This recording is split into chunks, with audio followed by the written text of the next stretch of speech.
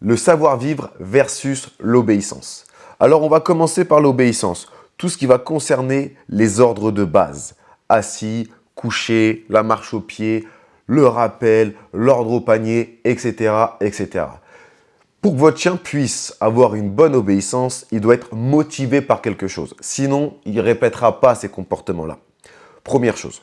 Ensuite, vous devez répéter les exercices que vous avez mis en place. Ce n'est pas en 2 jours que votre chien va généraliser les commandes que vous lui demandez. D'accord? La répétition, c'est la mère de l'apprentissage. Ensuite, évidemment, on ne va pas être aussi exigeant avec un chiot de 2 mois qu'un chien de 2 ans. D'accord? Donc ça, c'est pour l'obéissance, tout ce qui va concerner l'obéissance. Maintenant, l'autre volet, ça va être le savoir-vivre. Le savoir-vivre, c'est quoi? C'est respecter des règles. Alors, le premier point, définissez vos règles. Par exemple, à la maison, définissez vos règles. Quelles sont vos règles à la maison? Ça peut être, la chambre, c'est interdit. Moi, c'est comme ça chez moi. La chambre, c'est interdit. Ça peut être, tu prends pas les jouets des enfants. Ça, c'est une règle. Hein. D'accord? Ça peut être dangereux en plus pour le chien. Définissez vos règles pour pouvoir les mettre en place après. Le deuxième point, ne donnez pas l'opportunité à votre chien de ne pas respecter ces règles-là. Et vous le faites bien sur certaines choses, mais pas sur toutes. Par exemple, si vous avez un étage, vous mettez une barrière. D'accord? Donc, par la force des choses, vous interdisez votre chien à monter. D'accord? Donc, dans un premier temps, c'est bien parce qu'il ne prend pas goût à aller à l'étage. Vous voyez ce que je veux dire? Donc, c'est pareil pour la chambre. Fermez la porte. Vous avez un chiot, mettez les rideaux en hauteur, etc.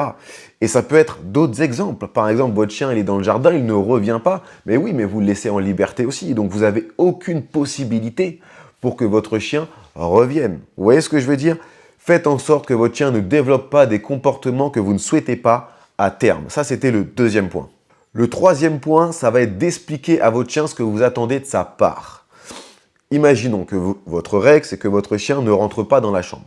Donc pour le moment, on fait un peu de prévention, on ferme la porte, très bien. Mais à un moment donné, on est humain, on vit, on va peut-être aussi laisser la porte ouverte. Et puis un jour, on a préparé notre chien, on va lui expliquer que c'est interdit d'aller dans la chambre. Mais qu'est-ce qu'il faut expliquer à votre chien? Vous voulez interdire la chambre? Moi, je vous invite à lui apprendre à aller au panier. Vous voyez ce que je veux dire?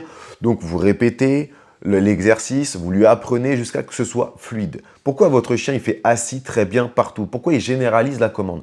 Parce que vous l'avez répété 100 fois.